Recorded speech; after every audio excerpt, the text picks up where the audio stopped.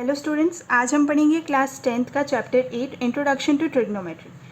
Trigonometry से relate आप लोगों ने अगर कभी सुना हो या आपको कभी पता हो तो ट्रिग्नोमेट्री में हम बेसिकली राइट एंगल ट्रायंगल का यूज़ करते हैं। राइट एंगल ट्रायंगल का यूज़ करके हम किसी भी चीज़ की लेंथ, बेस या वो सब हम पता कर सकते हैं with the help of trigonometry. तो ट्रिग्नोमेट्री में हमारे पास बेसिकली 3 टर्म्स आती हैं। First one is sine, second one is cos और third one is tan. Sine, cos and tan. Sine का जो हमारा फॉर्मूला होता है, जैसे अगर हमें साइन ऑफ एंगल ए निकालना हो तो उसे हम लिखते हैं perpendicular side upon hypotenuse. Perpendicular side upon hypotenuse, या जिसे शॉर्ट फॉर्म में हम पी अपॉन एच, अगर बेसिकली लोग याद करने के लिए इसे इस फॉर्मूले में यूज़ करते हैं। तो साइन का फॉर्मूला हमारा ये होता है। कॉस में जिसमें हम निकालना है हमें, तो उसमें हम लिखते हैं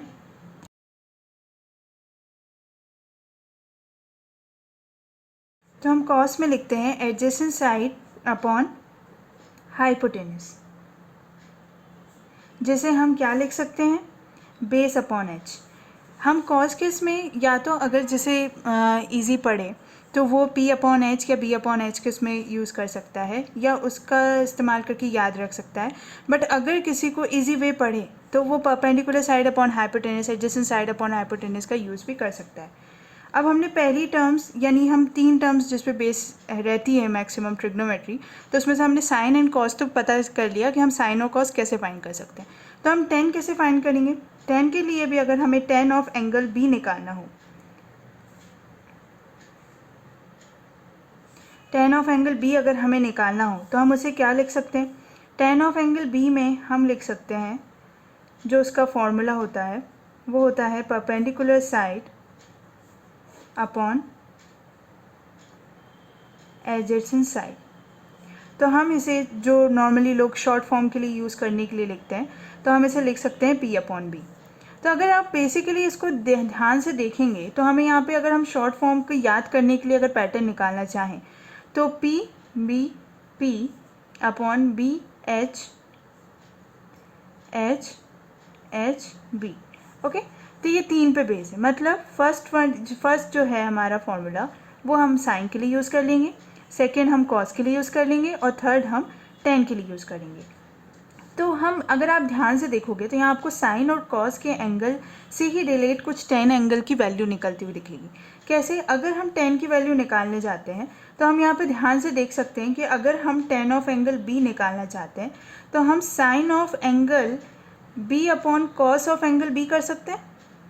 क्योंकि अगर आप ध्यान से देखोगे तो ये साइन ऑफ एंगल बी अगर हम शॉर्ट फॉर्म से लिखें तो पी अपॉन एच और कॉस ऑफ एंगल बी है हमारा बी अपॉन एच।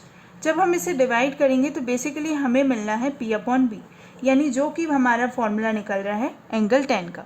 तो हम अगर चाहें तो इसे ऐसे भी याद कर सकते हैं, क्योंकि आप आगे जब इस ट्रिग्नोमेट्री में चैप्टर में पढ़ेंगे तो आपको इससे रिलेटेड कुछ फॉर्मूले भी मिलेंगे, जिसमें आपको ये जो बेसिकली रूल है वो आपको हेल्प करेगा कि हमारी 10 की वैल्यू साइन अपॉन कॉस से निकल सकती है।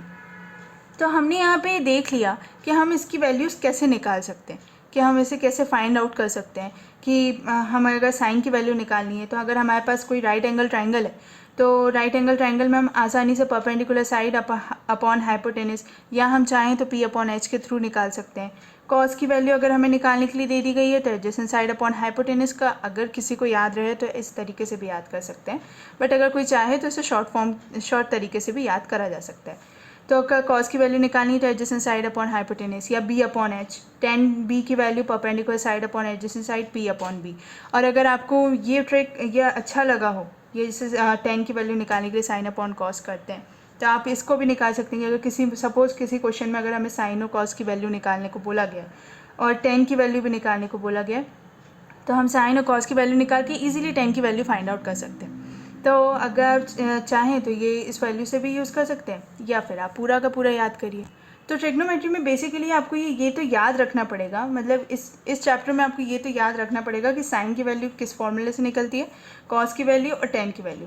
तो सिंपली टेन का तो मैंने आपको बता दिया कि इसको अगर आप दो वैल्यूज़ हैं आप अपॉन में करके इसको याद कर सकते हैं, या आप ये शॉर्ट ट्रिक से याद कर सकते हैं कि जैसे एग्ज़ाम में आया कभी आप भूल गए तो ये आपको याद होना चाहिए कि P B P upon H H B, तो आप इसके थ्रू किसी भी एंगल की वैल्यू आराम से निकाल सकते हैं। अब ये तो हमने देख लिया कि साइन कॉस टेन। अब इनके अपोजिट एंगल्स भी होते हैं। कैसे? जैसे हम साइन के लिए बेसिकली यूज़ करते हैं कोसेक, कॉस के लिए यूज़ करते हैं हम अपोजिट एंगल जिसे हम बोलते हैं सेक, टेन के लिए यूज़ करते हैं जिसे अपोजिट एंगल हम बोलते हैं कॉट। तो ये हमारे अपोजिट एंगल्स, मतलब जो फॉर्मूला यहाँ पे लग रहा है इसका जस्ट अपोजिट हो जाता है उसमें। कैसे? जैसे अगर हम लोग साइन ऑफ एंगल बी की वैल्यू हमारी पी अपॉन एच के थ्रू निकल रही है, ये फॉर्मूला हम यूज़ करके साइन की वैल्यू निकाल रहे हैं, तो सेम वे में कोसेक एंगल ऑफ बी जब हमें निकालना होगा तो हम इसका अपोजिट कर दें, यानी उल्टा। तो क्या लिख सकते हैं हम? एच अपॉन पी, यानी इसमें फॉर्मूला भी उल्टा हो जाएगा, हाइपोटेनस अपॉन परपेंडिकुलर साइड। अब सेम जब हम कॉस ऑफ एंगल बी निकालते हैं तो उसकी वैल्यू हमारे पास आती है बी अपॉन एच, और जब हम इसके अपोजिट एंगल की वैल्यू निकालेंगे सेक ऑफ एंगल बी तो हम इसका उल्टा कर देंगे, यानी एच अपॉन बी। ये आपको समझ में आ गया कि साइन का अपोजिट होता है कोसेक, जिसमें हमारा जो फॉर्मूला है वो पूरा उल्टा हो जाता है, कि मतलब डिनोमिनेटर की चीज़ न्यूमरेटर में, न्यूमरेटर डिनोमिनेटर में आ जाता है। ये कॉस तक हमने देख लिया। अब टेन ऑफ एंगल बी हमारा जो निकला था वो था पी अपॉन बी। अब कॉट ऑफ एंगल बी यानी जो टेन का अपोजिट है वो निकालना होगा, तो हो जाएगा वो पी अपॉन बी। तो ये हैं, ये आपको थोड़े से याद रखने पड़ेंगे, बट जो इनके अपोजिट एंगल्स हैं वो आप इजीली याद कर सकते हो। कि साइन का अगर आपको पता है, आपको ये इतना याद है कि पी अपॉन एच होता है, तो आप इजीली बता सकते हो कि कोसेक का एच अपॉन पी होता है। कॉस का जब हमें पता है कि बी अपॉन एच होता है तो हम इजीली बता सकते हैं कि सेक यानी जो उसका अपोजिट एंगल है हम उसका बी अपॉन एच कर सकते हैं।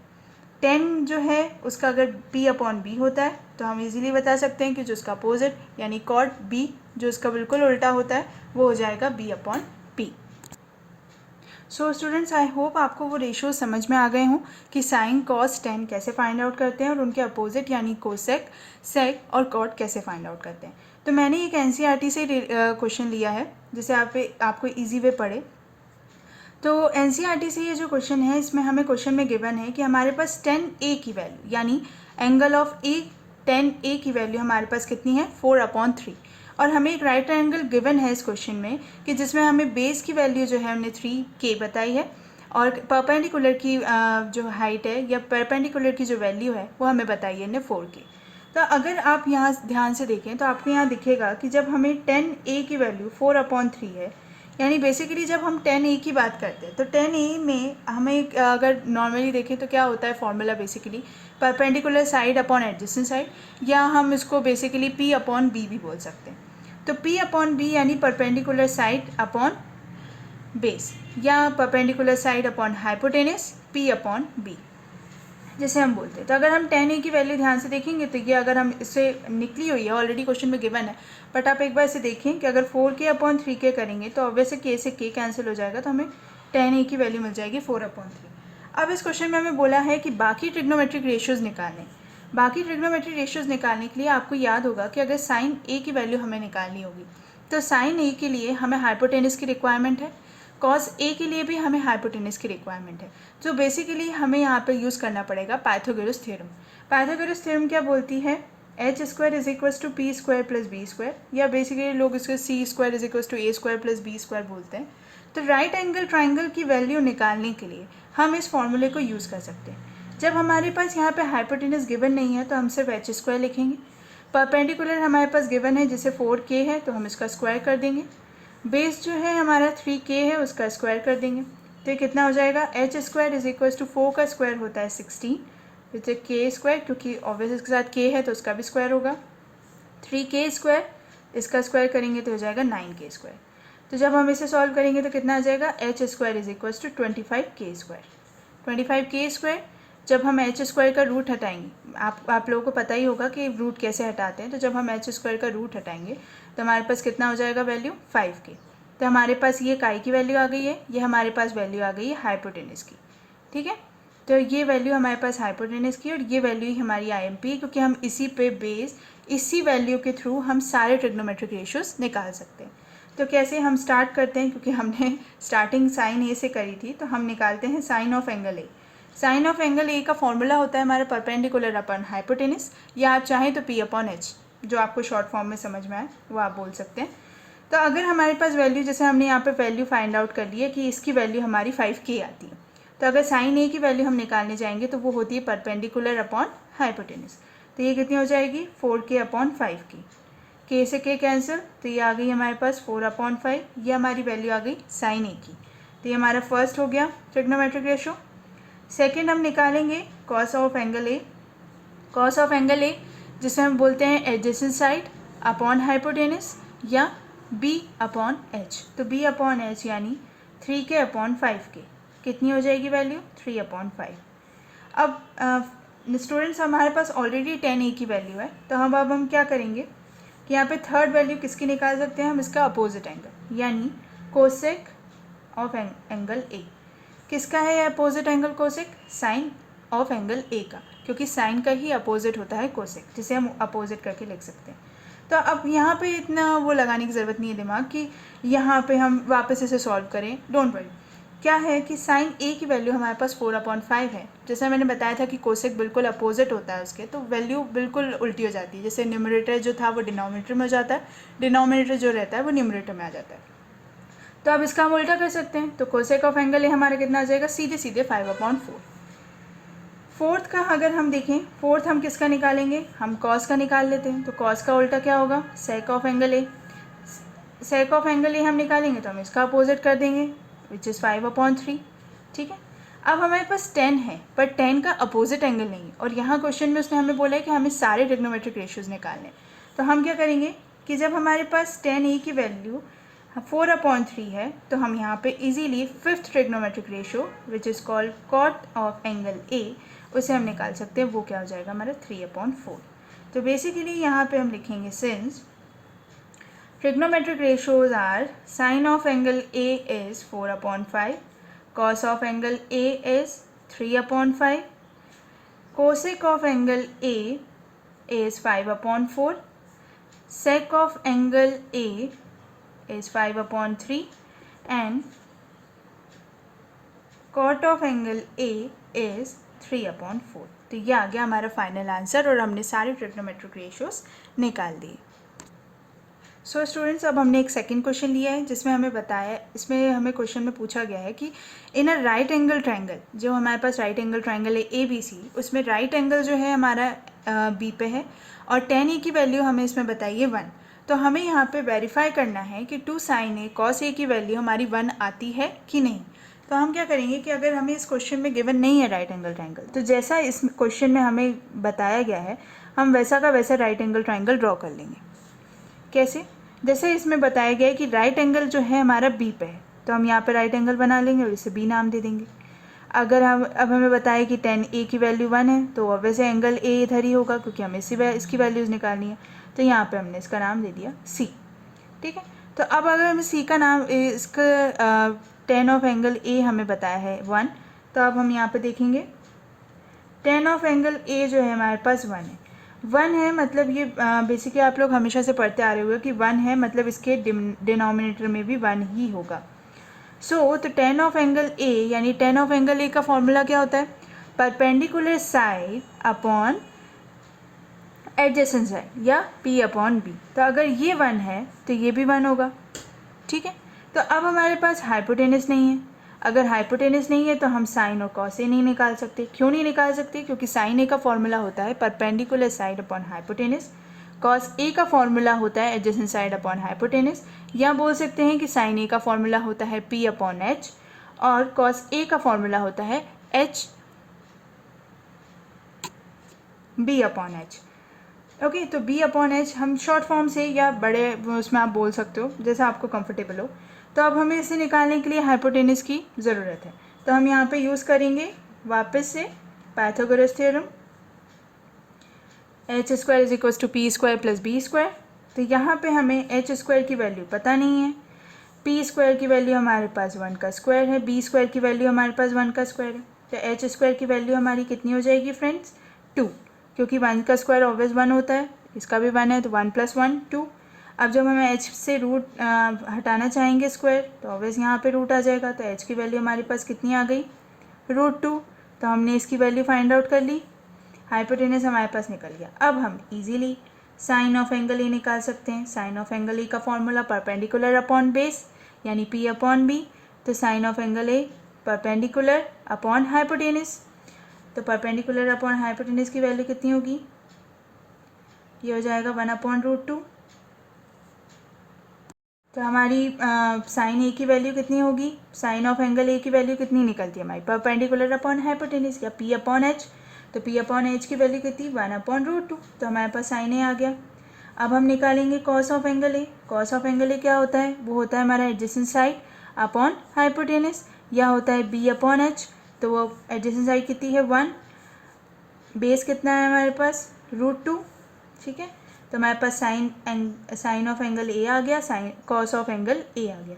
तो अब हमें यहाँ पे वेरीफाई क्या करना था इस क्वेश्चन में कि 2 sin A cos A की वैल्यू 1 होती है। तो इसे वेरीफाई करने के लिए हम क्या करेंगे कि 2 sin A और cos A लिखेंगे, ठीक, जिसमें हमारे पास 2 है मल्टीप्लिकेशन, साइन ए की वैल्यू कितनी निकली है हमारी 1/√2, कॉस ए की वैल्यू कितनी निकली है 1/√2।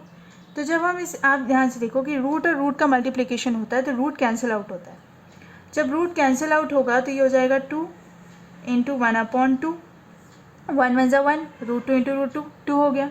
2 से 2 कैंसिल आउट, तो ऑब्वियस हमारा आंसर क्या बचा 1। तो हमारा बेसिकली जो हमारे वेरीफाई करना था, तो ये हमारा वेरीफाई हो गया कि 2 sin A cos A की वैल्यू कितनी आई है हमारी 1, और यही आती है। तो ये हमारा आंसर आ गया। तो ये हमारा क्वेश्चन सॉल्व हो गया। ऐसे बहुत से क्वेश्चंस आते हैं जिसमें आपको राइट एंगल ट्रायंगल गिवन नहीं होता, उसकी साइड गिवन नहीं होती, तो आपको क्वेश्चन को देख के, उसे पढ़ के, उस हिसाब से ट्रायंगल बना के, और उस टाइम पे जो ट्रिग्नोमेट्रिक रेशियो दिया हुआ हो, बेसिकली यहाँ पे हो सकता है कि tan A की जगह sin A की वैल्यू दी होती, cos A हो सकता था, तो हमें उस समय उस एंगल के उस वैल्यू देख के राइट एंगल ट्रायंगल बना के उन वैल्यूज़ को रख के जो थर्ड साइड हो उसकी पाइथागोरस थ्योरम यूज़ करके वैल्यू निकालनी होती है, और वैल्यू निकाल के जो उस क्वेश्चन में वेरीफाई करना होता है वो हम वेरीफाई करते हैं। सो स्टूडेंट्स, मैंने एक थर्ड क्वेश्चन लिया है जो प्रीवियस के 2 क्वेश्चन से थोड़ा डिफरेंट सॉल्व है, जिसमें आपको पहले के प्रीवियस के 2 क्वेश्चन में साइड की वैल्यूज़ दी हुई थी, बट अब इस बार साइड की वैल्यूज़ नहीं दी हुई। तो हम क्वेश्चन को देखते हैं।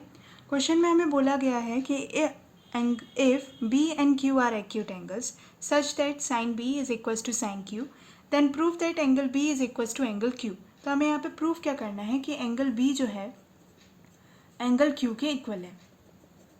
इसे प्रूफ करने के लिए जो चीज़ हमें क्वेश्चन में गिवन है, हम सबसे पहले उस चीज़ को लेते हैं। हमें यहाँ पे गिवन है कि साइन B जो है वो साइन Q के इक्वल है। तो साइन B की वैल्यू हम कैसे निकाल सकते हैं, साइन B, यहाँ पे लिखें साइन B, और इसकी वैल्यू हम कैसे फाइंड आउट कर सकते हैं। जैसे मैंने बताया था कि साइन की वैल्यू निकालने के लिए हम फॉर्मूला यूज़ करते हैं परपेंडिकुलर हाइपोटेनस, या हम शॉर्ट फॉर्म में जिसे हम शॉर्ट ट्रिक में याद करते हैं P/H। तो साइन B में परपेंडिकुलर साइड कौन सी है AC, और हाइपोटेनस कौन सी है AB, तो हमारा साइन B मिल गया। अब सेकेंड वन हम यहाँ पे निकालेंगे साइन Q। साइन Q में हमारी परपेंडिकुलर क्या है PR, और हाइपोटेनस PQ। तो ये हमारी साइन B और साइन Q की वैल्यूज़ निकल गई। अब हम इसे इक्वल लिख सकते हैं, क्यों, क्योंकि हमें क्वेश्चन में दिया हुआ है, हमें क्वेश्चन में गिवन है sine B equals to sine Q, तो हम इसे ऐसा लिख सकते हैं AC/AB is equals to PR/PQ। Okay, तो क्योंकि दोनों वैल्यूज़ हमारी इक्वल हैं, क्योंकि एक वैल्यू है साइन B की और दूसरी वैल्यू है साइन Q की। अगर आप इसे ध्यान से देखें तो हमें यहाँ पे परपेंडिकुलर हाइपोटेनस बेस का कोई भी कहीं भी इंट्रोडक्शन नहीं है, और हो भी नहीं सकता, क्योंकि साइन की वैल्यू निकालने में हमें बेस का यूज़ होता ही नहीं है। तो हम यहाँ पे क्या करेंगे कि हम बेस की वैल्यू फाइंड आउट करना चाहेंगे, क्योंकि हमें एंगल B और एंगल Q बताना है कि वो दोनों एक दूसरे के इक्वल हैं कि नहीं। इसे बताने के लिए हम क्या करेंगे कि हम रेशो में AC/PR करेंगे, यानी ट्राइंगल 1 और ट्राइंगल 2 के परपेंडिकुलर अपॉन रेशो में ट्राइंगल 1 का हाइपोटेनस और ट्राइंगल सेकंड का हाइपोटेनस, यानी कि PQ।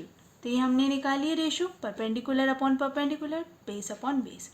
हमने इसे सपोज कर लिया कि ये के इक्वल है। ओके, तो हमने इसे बताया कि ये के इक्वल है।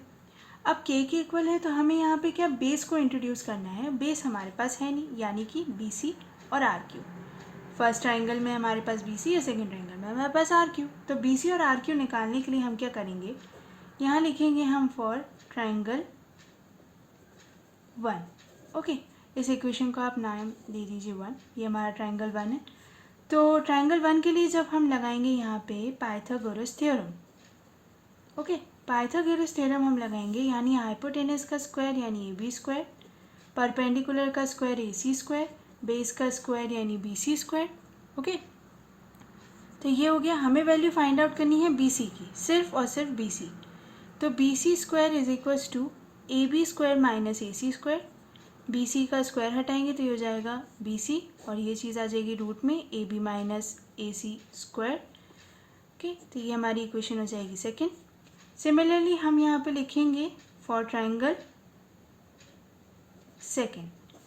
तो ट्राइंगल सेकेंड के लिए भी हम पाइथागोरस थ्योरम लगाएंगे, क्योंकि हमें आर क्यू फाइंड आउट करना है। तो वहाँ पे जब हम पाइथागोरस थ्योरम लगाएंगे तो वो हो जाएगा P Q square is equals to P R square plus R Q square. अब हम यहाँ पे निकालना है सिर्फ आर क्यू की वैल्यू, तो हम यहाँ पे क्या करेंगे, R Q square is equals to P Q square minus P R square. Okay, R Q को सिर्फ, क्योंकि हमें आर क्यू की वैल्यू निकालनी है, तो आर क्यू का स्क्वायर हटाएंगे तो ये हो जाएगा P Q square minus P R square, root में आ जाएगा। ओके, तो हमें सेकेंड और थर्ड वैल्यूज, थर्ड इक्वेशंस मिल गई। हमें बी सी और आर क्यू की वैल्यू मिल गई। तो अब हम यह क्या करेंगे कि बेस का रेशियो बनाएंगे, यानी B C upon R Q. B C upon R Q जब हम बनाएंगे तो बी सी की वैल्यू हमारे पास सेकेंड इक्वेशन के बाद क्या मिली है, A B square minus A C square upon root में P Q square minus P R square. Okay, तो अब हम यहाँ पे लिखेंगे from first equation. Okay, first equation क्यों, क्योंकि हमने सोचा यहाँ पे जब हमने देखा तो रूट में यहाँ पे कुछ भी कैंसिल आउट नहीं हो रहा है। तो कैंसिल आउट नहीं हो रहा है तो हम इसे कैंसिल नहीं कर सकते। हम B C upon R Q की वैल्यू रूट में थोड़ी ना कर सकते हैं, हमें सिंप्लीफाई करना है। तो सिंप्लीफाई करने के लिए हम क्या करेंगे कि हम फर्स्ट इक्वेशन में देखेंगे कि हमारे पास ए बी की वैल्यू निकल रही है क्या। तो हम यहाँ फर्स्ट इक्वेशन में जब हम देखेंगे तो हमारे पास ए बी का एक रेशियो है। वो रेशियो क्या है, A B upon P Q equal to K, ये हमारे पास रेशियो है इसका। तो जब ये इसका रेशियो है तो हम यहाँ से ए बी की वैल्यू निकाल सकते हैं। तो ए बी की वैल्यू क्या हो जाएगी, के पी क्यू। ओके, सिमिलरली जब हम ए सी को देखेंगे तो ए सी का भी एक रेशियो हमारे पास है। तो हम यहाँ पे A C upon P R equal to K, तो ये हमारे पास एक रेशियो है। तो हम यहाँ से ए सी की वैल्यू निकाल सकते हैं, विच इज़ इक्वल टू के पी आर। तो हमारे पास दो चीज़ों की वैल्यूज़ हो गई। तो हमने स्टेप में फाइंड आउट कर लिया कि B C upon R Q की वैल्यू क्या आती है, root A B square minus A C square P Q square minus P R square. फिर हमने वहाँ पे फर्स्ट इक्वेशन के रेशियो से ये हमने वैल्यूज़ निकाली। तो अब हम इन वैल्यूज़ को इस इक्वेशन में पुट कर देंगे, इन वैल्यूज़ में। तो B C upon R Q is equal to A B square, यानी कि हो जाएगा के स्क्वायर पी क्यू स्क्वायर। क्यों, क्योंकि यहाँ पे हमारे पास वैल्यू सिर्फ ए बी की है, बट यहाँ पे जो है रूट के अंदर वो स्क्वायर में, तो हमें इसकी वैल्यू को भी स्क्वायर करना पड़ेगा।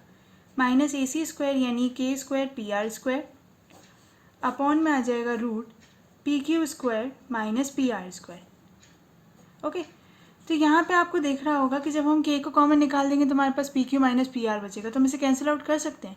तो हम इसे कैंसिल आउट करेंगे तो हमें सिंप्लीफिकेशन वाला आंसर मिल जाएगा, बिल्कुल सिंप्लीफाई, कोई रूट का नहीं, कोई कैलकुलेशन नहीं, कोई टिपिकल तो बिल्कुल भी नहीं होना है। तो अब कैसे इसे सॉल्व करेंगे, तो जब हम के को कॉमन निकालेंगे तो हमारे पास रूट में बचेगा P Q square minus P R square, और अपॉन में हमारे पास सिर्फ रहेगा P Q square minus P R square. अब सिमिलरली जैसे 5/5 हमारा 1 होता है, तो ऐसे ही जब रूट और अपॉन रूट होगा तो भी ये 1 होगा।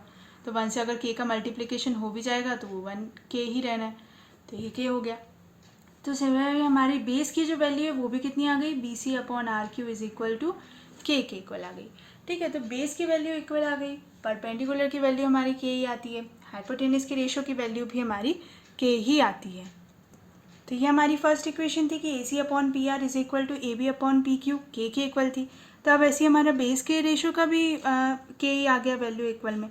तो हम ऐसा लिख सकते हैं, A C upon P R is equal to A B upon P Q is equal to B C upon R Q. Okay, तो हम इसकी वैल्यू को इक्वल कर सकते हैं के। तो अब क्या हुआ कि कुल मिला के दोनों ट्राइंगल्स की साइड जो है एक दूसरे के इक्वल आ गई। जब एक दूसरे के इक्वल आ गई तो फ्रॉम ट्राइंगल प्रॉपर्टी हमारा ट्राइंगल ABC जो है वो किसके इक्वल हो जाएगा, ट्राइंगल PQR के। अब जब ये ट्राइंगल एक दूसरे के इक्वल हो गए तो इन दोनों के एक्यूट एंगल्स भी एक दूसरे के इक्वल हो जाएंगे। तो ये किसके थ्रू हुआ, हमारी प्रॉपर्टी ऑफ ट्राइंगल के थ्रू। तो सिंस यहाँ पे हम यहाँ लिखेंगे कि हमारा angle B is equals to angle Q is proved. Okay, तो ये आ गया हमारा आंसर। तो ये हमने यहाँ पे आंसर बता दिया कि हमारा एंगल B जो है वो किसके इक्वल है, एंगल Q के। तो यहाँ से हमारा सॉल्व आउट हो गया। हमारे क्वेश्चन में हमने बेसिकली हमसे पूछा था कि एंगल B और एंगल Q को हम कैसे इक्वल बता सकते हैं। हमारे पास ट्राइंगल में कोई वैल्यूज़ नहीं थी जिससे हम हाइपोटेनस का निकाल के और फिर साइन या कॉस का यूज़ करके उन एंगल्स को फाइंड आउट कर सकें। तो हमने उनको एंगल्स को हमें इक्वल बताना था, इसकी वजह से हमने पाइथागोरस थ्योरम और वो जो उन्होंने गिवन क्या रखा था उसको हमने गिवन के थ्रू वैल्यूज़ निकाली और वैल्यूज़ के बाद उसे सॉल्व किया। सॉल्व करने के बाद हमने बेस के एंगल्स को इक्वल बताने के बाद हमने यहाँ पे देखा कि बेस की वैल्यू भी हमारी के इक्वल आ रही है। तो क्या हुआ कि हमारे परपेंडिकुलर का रेशियो, बेस का रेशियो, हाइपोटेनस का रेशियो, तीनों के रेशियोज के इक्वल आए। जब के इक्वल आए तो हमारे ट्राइंगल इक्वल हो गए एक दूसरे के। ट्राइंगल इक्वल हो गए एक दूसरे के तो एक्यूट एंगल्स ऑल्सो इक्वल हो गए। तो एक्यूट एंगल्स भी अगर इक्वल हो गए तो बेसिकली हमें क्वेश्चन में प्रूव क्या करना था, हमें यही तो प्रूव करना था कि एंगल B जो है वो किसके इक्वल है, एंगल Q के। तो हमारे ये क्वेश्चन कंप्लीट हो गया।